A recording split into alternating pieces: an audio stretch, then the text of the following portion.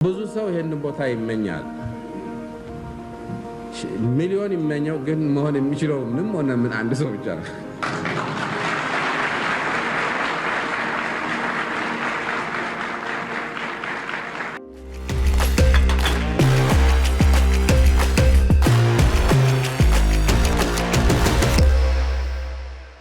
ደርግ ዘመኑን ሁሉ ለማለት በሚያስደፍር መልኩ በጦርነት ማሳለፉን የሚከተለው የእዝ ኢኮኖሚ ስርዓት ኢትዮጵያና ኢትዮጵያንን የጎዳ እድገቱም ቁልቁል ሽምጥ እንዲጋልብ ያደረገ መሆኑን የታሪክ ተመራማሪዎች፣ የያ ዘመን ባለስልጣናትና ልሂቃን ድርሳናት እማኝ ናቸው።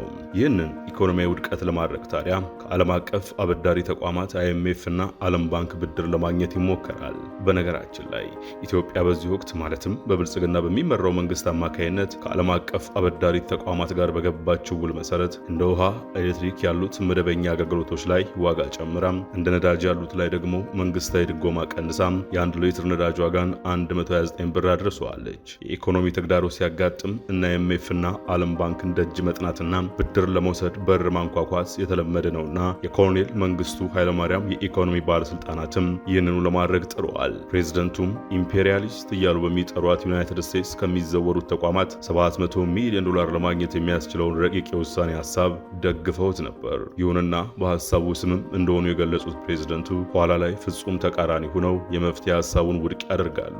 ይህ በእንዲህ እንዳለ ጦርነቶችን ከድርድር ይልቅ በኃይል መፍታት እንደሚቀናቸው የሚነገርላቸው መንግስቱም በአንድ ወቅት የጦር ሰራዊትን ንቅጠር ብለው በዙሪያቸው ያሉትን ሰዎች ያማክራሉ። ምላሻቸውን ከሰሙም በኋላ ስቅስቅ ብሎ ያለቅሳሉ። መንግስቱ ለምን አለቀሱ? ከአበዳሪ ተቋማቱ ጋር የነበረው ግንኙነትስ ከምን ደረሰ? የሚሉትን ጥያቄዎች በተከታዩ ዝግጅታችን ለመመለስ እንሞክራለን። ይህንን ታሪክ ቀመስ ጥንቅር እንድትሰሙ ስንጋብዝ አንዳች የሚባክን ጊዜ እንደማይኖራችሁ በመተማመን ነው። ብዙ ሰው ይሄን ቦታ ይመኛል። ሚሊዮን ይመኛው ግን መሆን የሚችለው ምንም ሆነ ምን አንድ ሰው ብቻ ነው።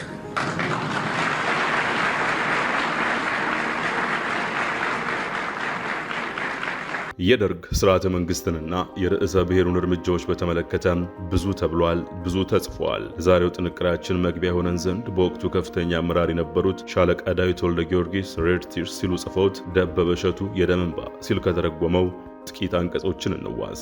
ሻለቃው እንዲህ ይላሉ።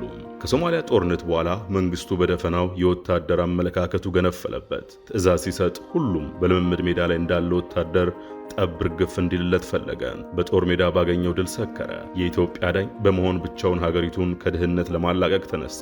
በስህተት ላይ ስህተት ይሰራ ጀመር። ትልቁ ስህተቱ ደግሞ ፍጹምና ገደብ የለሽ ነኝ ብሎ ማመኑ ነው። ኃይለ ሥላሴ ወደ ገቡበት የስህተት አዘቅጥ እየወደቀ ነበር። እኔ በበኩሌ የኢኮኖሚ እድገት ምን ያህል ውስብስብ እንደሆነ አልተረዳሁ ለማለት ወደ ኋላ አልልም። ያለፈውን ስርዓት ማፍረሱ ቀላል ሲሆን አዲሱን መገንባት ደግሞ አይከብድም መስሎን ነበር። ወዲያው ግን የኢኮኖሚ ስልት እንደ ጦርነት አዋጅ ቀላል እንዳልነበረ ተረዳን። በፍላጎትና በምኞት የሚከናወን አይደለም። መንግስቱና ሆይ ሆይ ባይ ደጋፊዎቹ ግን ይህንን አልተገነዘቡም። ለእያንዳንዱ ችግር መፍትሄያቸው ለተጨማለቀው ቢሮክራሲ ተጨማሪ ሌላ ቁስል መፍጠር ነው ብለዋል። ለማንኛውም ጉዳይ መመዘኛው የፖለቲካ ታማኝነት ሆነ። መጨረሻው ደግሞ የብዙ ስራ መደቦች ችሎታ በሌላቸው ግለሰቦች መመራት የኢኮኖሚ ረብሻ መፍጠር ሆነ።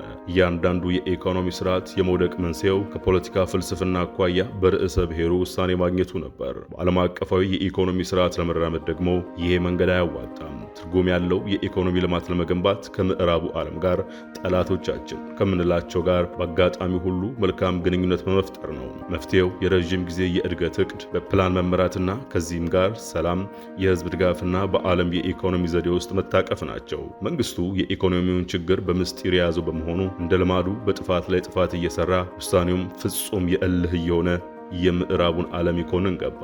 የህዝቡ ኑሮ ዕለት በዕለት አዘቀዘቀ። የኢኮኖሚ እቅድ በከሸፈ ቁጥር ስራ አጥነትና ረሃብ ተንሰራፋ። በኃላፊነት ላይ ያለነው በአውራ ጎዳናዎች መታየቱን ጠላን። ህዝቡ በእኛ ተስፋ መቁረጡን ተገንዝበናል። ሊያዩንም የማይፈልጉ ብዙ ናቸው። እያንዳንዳችን በውስጣችን ምንም ቢሰማንም የመንግስቱ ሰዎች ነንና ለሚደርሰው ችግርና መከራ ኃላፊነቱ የእኛ ጭምር ነበር። በእርግጥ ሻለቃው እንዳሉት ኮሎኔል መንግስቱ ኃይለማርያም ለሁሉም ነገር መፍትሄ ነው የሚታያቸው ወታደራዊ ጉልበታቸው መሆኑን ሌሎችም ይስማሙበታል። በአንድ ወቅት ከፍተኛ ባለስልጣን የነበሩት ፋሲካ ሲደልል ያጋጠማቸውን የሻምላው ትውልድ በተሰኘ መጽሐፋቸው ተርከውታል። በአርትስ ቲቪ በነገራችን ላይ በተሰኘው መሰናዶም ጋዜጠኛ ደረጃ ኃይሌ ጋር በነበራቸውና 4 ክፍል በወሰደ ቃለ ምልልስም በአንደበታቸው ደግመውታል። መንግስቱ እንደተለመደው ተቃዋሚዎቻቸውን መንግስትነት በቸራቸው ጉልበት ለመደፍጠት ወታደሮች እንቅጠር ይላሉ። የኢኮኖሚ አማካሪዎቻቸው ግን ይህ በፍጹም ሊሆን እንደማይችል የሀገሪቱ ጫንቃም እንደማይሸከመው ይገልጣሉ። ይህን ጊዜ ቆፍጣናው መንግስቱ ኃይለማርያም ስቅስቅ ብሎ ያለቅሳሉ። እና መርሴ ወርተኮላ ወሌ ወድ ኃይሉ ነበር። ተመካክረንም አልሄድንም። እውነት ግን የኢኮኖሚ ሁኔታ በጣም አሳሳቢ ስለነበረ ሁላችንም በሀዝ ያለንበት ሁኔታ እና ብዙ ጊዜ አንድ መገልጽላቸው ነገር ነበር እና አንድ ወቅት እንደው በከፍተኛ ልዩነት ላይ የደረሰው 1 ሚሊዮን ወታደር ልቅጠር ብለው በጣም ከፍተኛ ግጭት ላይ ደረሰና ጓድ ሊቀመንበር ነገ ብሩ ከአዲስ ዘመን ጋዜጣ ወረቀት የሚለይ አይሆንም ነው ያልኳቸው። በጣም ከፍተኛ ኮንፍሮንቴሽን ላይ ደረሰ። ይሄ የሚሆነበት ያለ ታሽብል በማግስቱ ልብሱ መኖር አለበት፣ ጫማ መኖር አለበት፣ እህሉ መኖር አለበት። ገንዘብ አይቻል ኢምፖሲብል ነበር እና እንደውም እርሶ የጦር ሜዳው ውድቀት በኢኮኖሚ በኩል እንዲመጣ ፈልገው ነው እስከ ማለት ድረስም ነገራቸው ነበር። እዛች ጠባብ ቡድን ላይ ሁላችንም አይሆንም አላቸው። በደፊሲቱ መሄድ የሚችለውን ያህል ሄደዋል። ከዚህ በላይ ብንጨምር የውጭ ምንዛሬም ኢምፕሊኬሽን ላይ ችግር ያመጣል እና አልችልም ስንላቸው ያው እንዳየሁ ስቅስቅ ብለው አለቀሱ። ልክ በአሁኑ ዘመን እንደሆነው ማለትም በሐምሌ 2016 ዓ.ም ይፋ እንደተደረገው መንግስት የሀገር በቀል ኢኮኖሚ ማሻሻያ እያለ የሚጠራውን ፖሊሲ እንደተገበረው በጥቅሉ ከ3 ቢሊዮን በላይ የአሜሪካን ዶላር ማግኘት እንደሚያስችለው አይነት ብድር ለማግኘት የደርጉ መንግስትም ይወስናል። የኢኮኖሚ ሁኔታ ከድጡ ወደ ማጡ መሆኑን ተከትሎ የኢኮኖሚ ዘርፍ ባለስልጣናትም ታዲያ ከዓለም አቀፍ አበዳሪ ተቋማት ጋር መነጋገር መፍትሄ ማበጀት እንደሚሻል ሀሳብ ያመነጫሉ። መንግስቱም ይላሉ የቀየስነው አዲስ የእድገት አቅጣጫ ብዙ ውጣ ውረድ እንደሚያስከትል ተገንዝበናል። ጥያቄው ግን ምን ምርጫ አለን የሚለው ነው። ስለዚህ የመጣውን ማንኛውንም ችግር በድፍረት ለመቋቋም መዘጋጀት ይኖርብናል። ህዝቡንም ለሚጠይቀው መስዋዕትነት ከወዲሁ ማስረዳት ጠቃሚ ይሆናል በማለት ለፕሮግራሙ መቀጠልና ከዓለም የፋይናንስ ድርጅቶች ጋር ውይይቱ መጀመር እንዳለበት ሙሉ ድጋፋቸውን ሰጡ። ይህም ብድር 700 ሚሊዮን ዶላር ገደማ ይሆናል። የተደራዳሪ ቡድን አባላት የዋሽንግተን ጉዞ መልስና አቀባበል በተመለከተም ፋሲካ ሲደልል ቀደም ሲል በጠቀስነው ድርሳናቸው እንዲህ ተርኩታል። 2 ሳምንታትን ያህል የወሰደውን ውይይታችን አጠናቀን ቅዳሜ ወይም እሁድ ማታ ከዋሽንግተን የሚነሳውን የኢትዮጵያ አየር መንገድ በረራ ይዘን ወደ ሀገር ቤት መልስ አደረግን። እንደተለመደው በማግስቱ የመጀመሪያው ተግባራችን ለፕሬዝደንቱ መግለጫ መስጠት ነበር። በዚህ መሰረት ሶስታችንም ፕሬዝደንቱ ዘንድ ቀርበን ስለ ጉዞአችን ስኬታማነት በዝርዝር ገለጽን። በባንኩና በፈንዱ በኩል በተከታታይ ስለሚወሰዱት እርምጃዎችና በጋራ ስለሚካሄዱም ተግባራት እንዲሁ አስረዳን። በዚህ ገለጻ ወቅት ከፕሬዝደንቱ የተመለከትነው የተለወጠም አንዳችም ነገር አልነበረም ወይም አላሳዩንም። በማከታተልም ለሚኒስትሮች ምክር ቤት ሰብሳቢ ለኃይሉ ይመኑ በጣም ዝርዝርና ሰፋ ያለ መግለጫ ሰጠን። ከዚያም በሚኒስትሮች ምክር ቤት መደበኛ ሳምንታዊ ስብሰባ ዕለት እንዲሁ ስለ ፖሊሲ ሰነዱ፣ በዋሽንግተን ስለተካሄደ ውይይትና በማከታተልም ከባንኩና ከፈንዱ በኩልም ስለሚወሰዱት እርምጃዎች በዝርዝር አስረዳን። ከስብሰባው በኋላ በኃይሉ በኩል የሚመለከታቸው መስሪያ ቤቶች ሁሉ በቀናት ውስጥ ከሚመጡት የባንኩና የፈንዱ ባለሙያዎች ጋር ለሚካሄደው የቴክኒክ ውይይት ዝግጅት እንዲያደርጉ ጠበቅ ያለ መመሪያ አስተላለፍን። የባንኩና የፈንዱ ማለትም የዓለም ባንክና የአይኤምኤፍ የበላይ ኃላፊዎች ቃል እንደገቡልን የመጀመሪያው ዙር የባለሙያዎች ቡድን አባላት በሚያዝያ የመጨረሻ ሳምንት 1982 ዓ.ም አዲስ አበባ ገቡ። በትክክል ካስታወስኩ 25 ባለሙያዎች ነበር የመጡት። እንደደረሱ ምንም ጊዜም ሳያጠፉ የኢኮኖሚ መስሪያ ቤቶቻችንና ተቋማትን አንድ በአንድ ወረሯቸው። ወደ ኋላ ተመልሼ ባሰብኩት ቁጥር ሁሌም የሚያኮራኝ ዘመናችን በመንግስት መስሪያ ቤቶች በተለይም በልማት ሚኒስትሮች የነበረው የአመራር ችሎታና የሙያ ብቃት ነበር። በሚኒስትር ደረጃ ብቻ ሳይሆን በምክትል ሚኒስትርነት፣ በመምሪያ ኃላፊነትና እንዲሁም በየመስኩ የተሰማሩት ባለሙያዎች በእውቀታቸው፣ በችሎታቸው፣ ለስራ ባላቸው ተነሳሽነት ከሁሉም በላይ የሀገራቸውን ጥቅም ለማስከበር የሚያደርጉት ተጋድሎ አቻ አልነበራቸውም። በዚህ መሰረት ከሚያዝያ ወር 1982 ዓ.ም አንስቶ እስከ ነሐሴ 1982 ዓ.ም በተከታታይ ከባንክና ከፈንዱ ምርጥ ባለሙያዎች ጋር የሀገራችን ባለሙያዎች በጥንካሬ ተከራክረውና ተደራድረው በእኛም በባንኩና በፈንዱ ከፍተኛ ኃላፊዎች ዘንድ የተደነቁ የጋራ ሰነዶችን በጣም በአጭር ጊዜ ውስጥ ለማዘጋጀት በቃም። ከፈንዱና ከባንኩ ባለሙያዎች ጋር በመዋቅር ማስተካከያ ፕሮግራም እየተወያየን ፕሮግራሙን ስራ ላይ ለመዋል ወሳኝ የሆኑ ህጎችና ደንቦች እንዲሻሻሉ እንዲለወጡ መጣደፍ ነበረብን። በዚህ መሰረት የኢንቨስትመንት አዋጅ፣ የጋራ ልማት አዋጅ፣ የገቢ ግብር አዋጅ፣ ሌሎችም በቀድሞ በሶሻሊስት አስተሳሰብ መሰረት የወጡት አዋጆችና ደንቦች የገበያ መር ለሆነው አዲሱ ስርዓት በሚስማማ መልክ ተሻሽለው ለወሳኙ አካል መቅረብ ነበረባቸው። በደንባችን መሰረት አዋጆች በቅድሚያ በሚኒስትሮች ምክር ቤት መታየት ነበረባቸው። የሚጸድቁት ግን በመንግስት ምክር ቤት ነበር። ወደ መንግስታዊ አካል ከመቅረባቸው በፊት ግን በቅድሚያ ከፕሬዝደንቱ ጋር በአዋጆቹ ወይም በደንቦቹ ላይ መወያየትና መግባባት ላይ መድረስ አስፈላጊ ነበር። በዚህ ሂደት ከጊዜ ወደ ጊዜ ከፕሬዝደንቱ በኩል አንዳንድ ጨርሰው ያልጠበቅናቸው አስተያየቶች መሰንዘር ይጀምራሉ። አንድ ቀን እንዲያውም ፍርጥ አድርገው እንደ የምትሯሯጡት ለግል ባለሀብቶች ሁኔታዎችን ለማመቻቸት ነው? ትኩረታችሁ ሁሉ በግል ባለሀብቶች ላይ ብቻ ሆኗል። በቅይጥ ኢኮኖሚ ሁሉም የኢኮኖሚ ክፍሎች ሚና እንደተጠበቀ ነው። እናንተ ግን የመንግስትና ህዝባዊ የኢኮኖሚ ክፍሎች ጨርሶ እርግፍ አድርጋችሁ ትታችኋል በማለት ሁላችንም ያስገረመን ትችት ሰነዘሩ። ይህ የመጠራጠር የኩርፊያ ስሜት እየቀጠለ ሄደ። የአዋጅ ማሻሻያ ይዘን በቀረብን ቁጥር ፕሬዝደንቱ ከጊዜ በኋላ በፕሮግራሙ ላይ የያዙት አፍራሽ አቋም መቆጣጠር እየተሳናቸው ከእርሳቸው የማይጠበቁ የአሽሙር ንግግሮችን ወደ መወርወር ተሸጋገሩ። አንድ ቀን በአንድ የመንግስት ምክር ቤት ስብሰባ ከከፍተኛ ክርክር በኋላ ለቡና ረፍት ስንወጣ ፋሲካ ወሌ በማለት ስማችንን ጠርተው ምንድነው እንዲህ የሚያሯሩጣችሁ? ከኋላ ቆመው የሚገፏችሁ አሉ እንዴ? በማለት በሽሙጥ አነጋገር በአደባባይ ሸነቆጡን።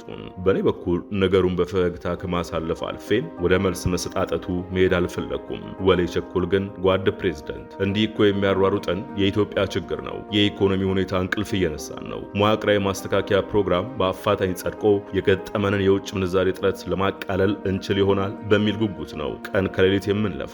ይህ ዕድል ከተጓተተብን ወይም ካመለጠን በጥቂት ጊዜ ውስጥ ነዳጅ፣ መድኃኒት፣ መለዋወጫ የመሳሰሉትን መሰረታዊ ዕቃዎች ማስወጣት እንኳን ሊሳነን ይችላል በማለት በምሬት መልስ ሰጣቸው።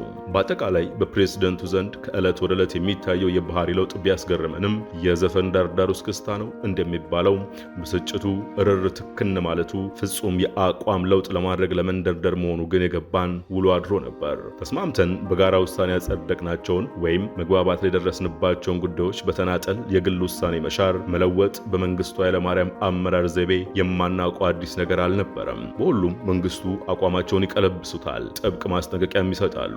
በኋላም መንግስቱ አቋማቸውን ይቀለብሱታል፣ ጥብቅ ማስጠንቀቂያም ይሰጣሉ። ከፈንዱና ከባንኩ ጋር ከእንግዲህ የምንደራደረው ነገር አይኖርም። ከተቋማቱ ጋር የሚካሄደው ውይይት እዚህ ላይ መቆም አለበት። ስለዚህ ወደ ዋሽንግተን የምንልከው የልዑካን ቡድን አይኖርም በማለት አቋማቸውን ፊት ለፊት ፍርጥ አድርገው ገለጹልን። እኛም ቀድሞ እንደምናደርገው ስለ ፕሮግራሙ አስፈላጊነት ልናስረዳ ልናብራራ ብንሞክርም ንግግራችንን እያቋረጡ ያስቆሙን ጀመር። በመጨረሻም እንዲያውም በደፈናው አንዴ ስህተት ውስጥ ገብተናል፣ ሌላ ተጨማሪ ስህተት ግን መፈጸም የለብንም በማለት ከአቋማቸው ፍንክች እንደማይሉ አስገነዘቡ። ከአጠቃላይ ድባቡ ፕሬዝደንቱ በለውጡ ላይ ያላቸውን አቋም ሙሉ በሙሉ እንደቀለበሱት ለሁላችንም ገሃድ ሆነ። በዚህ ጊዜ ወሌ እንግዲህ የእርሶ ውሳኔ ይህ ከሆነ በፕሮግራሙ ላይ የሚካሄደውን ውይይት ግን በዘዴ እንጂ በራሳችን የተናጠል ውሳኔ ልናቆሙ አንችልም። ይህንን ብናደርግ ፈንዱና ባንኩ አድራጎታችንን እንደ ስድብ ስለሚወስዱት ከዚህ በፊት ባደረግናቸው ስምምነቶች መሰረት በመካሄድ ላይ ላሉት ፕሮጀክቶች የሚሰጡን ገንዘብም ሊያቆሙት ይችላሉ። አለመግባባታችን ወደዚህ ደረጃ ካመራ በወቅቱ በዓመት በአማካይ የምናገኘው 160 ሚሊዮን የአሜሪካን ዶላር ድጋፍ ልናጣ እንችላለን። ስለዚህ ማድረግ የሚቻለው ተደራዳሪ ቡድን ተመልሶ ሄዶ አንዳንድ በተስማማንባቸውም ሆነ ባልተስማማንባቸው ጥያቄዎች ላይ ጊዜ ወስደን ማጥናት እንፈልጋለን በማለት ውይይቱን ለሌላ ጊዜ በማስተላለፍ ቀስ በቀስ በዘዴም ውይይቱ እንዲቋረጥ ካላደረግን ያልታሰበ ችግር ሊገጥመን ይችላል አለ። ወሌ ያቀረበው ማሳሰቢያ ፕሬዝደንቱን አስደነገጣቸው። ከዚያም በኋላ መልካም ቡድኑ መሄዱን ይሄድ እንዳላችሁት በዘዴ በፕሮግራሙ ላይ የሚካሄደውን ውይይት ለማስተጓጎልና ውላድሮም ከፕሮግራሙ እንድንወጣ የሚቻለውን ሁሉ ያድርግ። ከዚህ ውጭ ግን በምንም መንገድና በምንም ሁኔታ በፕሮግራሙ ላይ እንዳትፈርሙ በማለት ቀጭን ትዕዛዛቸውን ሰጥተውን ለረጅም ጊዜ ስንለፋበት የነበረውን የኢኮኖሚ ማሻሻያ ፕሮግራም አይናችን እያየ ፊት ለፊታችን ላይ ገደሉት። ከሕግ ከደንብ ከስርዓት አንጻር የማሻሻያ ፕሮግራሙ የጸደቀው ማዕከላዊ ኮሚቴ እንደመሆኑ ዋና ጸሐፊው ራሳቸው የግል ውሳኔ ፕሮግራሙን ማስቆም አይችሉም ነበር። የአንድ ሰው ፈላጭ ቆራጭነት በገነነበት ስርዓት ውስጥ ግን ሕግ፣ ደንብ፣ መመሪያ ዋጋ የላቸውም። ሁሉም ነገር ስራ ላይ የሚሉት ለአምባገነኑ እስከጠቀሙ ድረስ ብቻ ነው። በዚህ መሰረት ኢትዮጵያን ለመለወጥና ምናልባትም ከሚጠብቃት ውድቀት ለማዳን ቢያንስ ለተወሰነ ጊዜም ቢሆን እድሜዋን ለማራዘም የተዘጋጀ የኢኮኖሚ ማሻሻያ ፕሮግራም መስከረም 1983 ዓ.ም በፓርቲው ዋና ጸሐፊ የተናጠል ውሳኔ እንዲከሽፍ ተደረገ። ባለስልጣናቱ ግን የኢኮኖሚ ማሻሻያ ወይም ሞት ሲሉ በራሳቸው ይወስናሉ። ምንጊዜም በድፍረት መንግስቱ ኃይለማርያምን ፊት ለፊት በመጋፈጥ የሚታወቁት ወሌ ቸኮል ለባልደረቦቻቸው ስሙኝ በማለት አንድ ነገር ይሏቸዋል። ዛሬ እኛ ሞተናል፣ ከዚህ በላይ ሞት የለም። ስለዚህ ሁላችንም ዛሬውኑ ስራችንን በይፋ መልቀቅ አለብን። ሞት አይደለም ሌላ ምን ይመጣብናል፣ ሞት አይደለም ሌላ ምን ይመጣብናል ሲሉም ተናገሩ። ፋሲካም ይህንኑ በመደገፍ እንዲህ ይላሉ። ወሌ እንዳለው ለረጅም ጊዜ ስንታገልለት የነበረው የለውጥ የማሻሻያ ሐሳብ በዚህ መልክ እንዲወድቅ ከተደረገ እኛ እንደ ግለሰብም እንደ ቡድንም ስራችን ለመቀጠል ወይም ላለመቀጠል ውሳኔ ማድረግ የሚያስፈልገን ምዕራፍ ላይ ደርሰናል። ስራ እንልቀቅ በተባለው ሐሳብ እኔ እስማማለሁ። በእኔ አስተያየት ግን ይህን ውሳኔ አሁኑ ማድረግ ብዙ ፋይዳ ላይኖረው ይችላል። የበለጠ ጠቀሜታ የሚኖረው ዋሽንግተን ሂደን ስምምነቱን ከፈረምን በኋላ ብናደርገው ይመስለኛል። ስምምነቱ ሲፈረም ዜናው በአሜሪካ ድምፅ ሬዲዮ መነገሩ አይቀርም። ያኔ ጉዳዩ ዓለም አቀፋዊ ይሆናል። ከዚያ በኋላ ሀገር ቤት መተን ፕሬዝደንቱ የፈለጉትን እርምጃ ሊወስዱ ይችላሉ። ብንታሰርም ብንገደልም ያኔ መስዋዕትነታችን የበለጠ ትርጉም የሚኖረው ይመስለኛል የሚል ሐሳብ አቀረብኩ ይላሉ። ሁሉም በሐሳቡ ተስማሙ። ስለዚህ ወደ ዋሽንግተን ስናመራ ብታምኑትም ባታምኑትም ፕሮግራሙን በራሳችን ውሳኔ ፈርመን የሚከተለውን ነገር ሁሉ ለመቀበል ቁርጥ አቋም ይዘን ነበር ይሄድ ነው። በግላቸው ወስነው ወደ ዩናይትድ ስቴትስ አሜሪካ ዋሽንግተን ያቀናሉ። የጠበቃቸው ግን ፈጽሞ ያልጠበቁት ነበር። የዓለም የገንዘብ ድርጅት ማኔጂንግ ዳይሬክተር ካምዴሱ እንዲህ ይላሉ። ክቡር ምክትል ጠቅላይ ሚኒስትር፣ አንተና የሥራ ባልደረቦችህ ያደረጋችሁትን ጥረት በጣም እናደንቃለን። ከቴክኒክ አንጻር ፕሮግራሙ ምንም አይነት እንከን የሚወጣለት አይደለም። ስለሆነም ፕሮግራሙን ሙሉ በሙሉ ተቀብለነው ነበር። ይሁን እንጂ በስሏል፣ ሰክኗል ተብሎ በሚገመትበት በአሁኑ ወቅትም ግድያ ለሚያካሄደው ለመንግስቱ ኃይለማርያም የኢኮኖሚ ማሻሻያ ፕሮግራም ማስፈጸሚያ ድጋፍ ይሰጥ ብዬ ለዓለም አቀፍ የገንዘብ ድርጅት ቦርድ ፕሮግራማችሁን ይዤ ለማቅረብ ዝግጁ አይደለሁም፣ አዝናለሁ በማለት ብዙ የደከምንበትና ከፍተኛ ተስፋ የጣልንበትን ፕሮግራም ሊነሳ በማይችልበት መንገድ ወደቀ። በዚህ ፕሮግራም ልናገኝ የነበረውን ድጋፍ ወደ 700 ሚሊዮን የአሜሪካን ዶላር የሚደርስ ነበር። እርግጥ ገንዘቡ ሊሰጥ የሚችለው በ3 ዓመት ጊዜ ውስጥ ነበር። እኛ ግን በጣም ያሳዘነን ወዲያውኑ ሊለቀቅልንና የገጠመንን የውጭ ምንዛሪ ውጥረት ሊያቃልልን የሚችለውን የውጭ ክፍያ ሚዛን ጉድለት ማስተካከያ ባላንስ ኦፍ ፔመንት ሰፖርት ድጋፍ ማጣታችን ነበር። ይህ እንግዲህ ቀደም ሲል እንደገለጽኩት መንግስቱ ኃይለማርያም በእልህና በቂም ታውረው ሰዋይ ርህራሄም ሀገራዊ ኃላፊነትም ሳይሰማቸው በ1981 ዓ.ም መፈንቅለ መንግስት በሞከሩት በአማጽያኑ ጄኔራሎች ላይ በወሰዱት እርምጃ የተነሳም ሀገሪቱ የከፈለችው ቀጥተኛ ዋጋ ነበር። ውሳኔው በኢኮኖሚ ላይ ያስከተለው ጉዳት በዚህ ብቻ የተወሰነ አልነበረም። ከመንግስታትና በአጠቃላይ በዓለም አቀፍ ግንኙነቶቻችን ላይ ቀጥተኛም ሆነ ቀጥተኛ ያልሆኑ መጠነ ሰፊ ጉዳቶችንም አስከትሎ ነበር። እነዚህን ወደ ኋላ ሄዶ መተንተንና የደረሰውን ጉዳት ግምት በአሃዝ ማቅረብ አስቸጋሪ ነው። መስዋዕትነቱ ግን ቀላል እንዳልነበር ሁሉም ሊገምተው ይችላል። በዚህ መልክ በእኛ በኩል ፕሮግራሙን ተቀብለን ፈርመን ለማናቸውም መስዋዕትነት ራሳችን አዘጋጅተን ብንሄድም እኛ ባላሰብነው መንገድ የፈንዱና የባንኩ ከፍተኛ ኃላፊዎች አቋም ሙሉ በሙሉ ተለውጦ አገኘ ነው። እኛ እንደ ግለሰቦች ለሀገርና ለወገናችን በነበረ ፍቅር ተገፋፍተን ልንሰጥምበት ከነበረው አረንቋ ዳንን። ሀገሪቱ ግን በገዛ ፕሬዝደንቷም አምባገነናዊ ውሳኔ ኢኮኖሚዋን ለማሻሻል የነበራት የመጨረሻው ድል ከሸፈ። ከዚያ በኋላ በኢኮኖሚው አመራር ላይ የተሰማራነው ኃላፊዎች ስራ እጃችን አጣጥፈን ኢኮኖሚው ሙሉ በሙሉ ተንኮታክቶ የሚወድቅበትን ቀን መጠባበቅ ብቻ ሆነ በማለት ምዕራፉን ይቋጩታል። ደርግና ኢኮኖሚውን እንዲሁም መሰረተ ልማትን በተመለከተም የተለያዩ ትንታኔዎች መስጠታቸው ይታወቃል። ባለስልጣናቱም የተቹትን ያህል ድጋፍ የቸሩትም አሉ።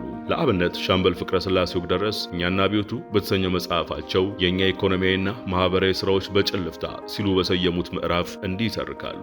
ሚኒስትሮች፣ የክፍለ ሀገራት፣ የአውራጃና የወረዳ አስተዳዳሪዎች፣ የኢኮኖሚ ተቋማት ኃላፊዎች፣ የፖለቲካ ድርጅቶች መሪዎችና አባላት፣ በማንኛውም ደረጃ የተመደቡ የመንግስት ባለስልጣናት የደርግ አባላትን ጨምሮ የተጣለባቸው ኃላፊነት ይጫናቸዋል። በመንግስት ደረጃ የምናወጣቸውን የስራና የልማት እቅዶች ተግባራዊ ለማድረግ ይወጣሉ፣ ይወርዳሉ፣ ከቦታ ቦታ ይንቀሳቀሳሉ። ህዝቡን ለስራ ለማሰማራት ይጣጣራሉ፣ ያበረታታሉ፣ በእቅዱ መሰረት መፈጸሙን ይከታተላሉ። አብዛኞቹ ከልባቸው ነበር የሚሰሩት። ኢትዮጵያን ለማሳደግ፣ ህዝቡን ከድህነት ለማውጣት ከፍተኛ ጉጉት አላቸው። የኛ መንግስት ለህዝብ የቆመ መንግስት ነው የሚል እምነት አለን። ሀገራችን እንድትለማ፣ የህዝቡ ኑሮ እንዲሻሻል፣ መላው ህዝባችን የትምህርት ዕድል እንዲያገኝ፣ የህክምና አገልግሎት በሁሉም አካባቢ እንዲኖር ምኞታችንም ፍላጎታችንም ነበር። የመገናኛ አውታሮች እንዲዘረጉ፣ መንገዶች፣ ድልድዮች እንዲገነቡ እንሻ ነበር። ፋብሪካዎችና እርሻዎች እንዲስፋፉ እናቅድ ነበር። ሁልጊዜ ልማት እንዲስፋፋ እንጥራለን። ከሚረዱ መንግስታት እርዳታና ብድር ለምነን የምናገኘውን ገንዘብ በሙሉ ለህዝቡ ልማትና የኑሮ መሻሻል እናውላለን። ምንም ልማት ያልተካሄደበትን ድሃ ሀገር ተረክበን ከኢትዮጵያ ጠላቶች ጋር እየተዋጋን አገራችን ለማሳደግ የህዝቡን ኑሮ ለማሻሻል ብዙ ደክመናል፣ ብዙ መስዋዕትነትም ከፍለናል። ከኛ በፊት የነበሩት መንግስታት የሀገሪቱን ነጻነትና የህዝቧን አንድነት ለማስጠበቅ በየአቅጣጫ የሚከፈትባቸውን ጦርነት ለመቋቋም ጥረት ማድረግ ተግባር ላይ ተሰማርተው ስለነበር የተስፋፋም የልማት እንቅስቃሴ ለማድረግ ጊዜውም ሁኔታውም የማይፈቅድላቸው በመሆኑ በሰለጠኑ ሀገሮች የሚታየውን አይነት የኢኮኖሚ ልማት አልተውሉንም። ሰፊ የልማት እንቅስቃሴ የተጀመረው በእኛ መንግስት ዘመን እንደሆነ ይገመታል። ለዘመናዊ የኢኮኖሚ እንቅስቃሴ መሰናከል ሆኖ የቆየውን ፊውዳላዊ የመሬት ይዞታ ስርዓት ካስወገድን በኋላ ሰፊ የኢኮኖሚና የባህል እንቅስቃሴ ማካሄድ ጀመርን። የልማት እንቅስቃሴ ይካሄድ የነበረው በሁሉም የሀገራችን ክፍሎች ነበር በማለት መንግስታቸው ላይ የሚነሳውን ትችት ለመከላከል ሞክረዋል። ለዚህ ጥንቅር የፋሲካ ሲደልል የሻምላው ትውልድ የአዳሙ መንግስቴ በወሌ ቸኮል ላይ ያተኮረ ጥናታዊ ጽሑፍ፣ የሻምበል ፍቅረ ስላሴ ወግደረስ እኛና አብዮቱ፣ የሻለቃ ዳዊት ወልደ ጊዮርጊስ ሬድ ቲርስ ፋሚን ዋር ኤንድ ሪቮሉሽን ኢን ኢትዮጵያ በደበበ እሸቱ የደም እንባ ተብሎ የተተረጎመ መጽሐፍት ጨምሮ ሌሎች ማጣቀሻዎችን ተጠቅመናል። ልዩ ጥንቅራችንንም በዚሁ ቋጨን። አዲስ ማለዳን ሰብስክራይብ፣ ላይክ እና ሼር ማድረግን አይዘንጉ። ጤና ይስጥልን።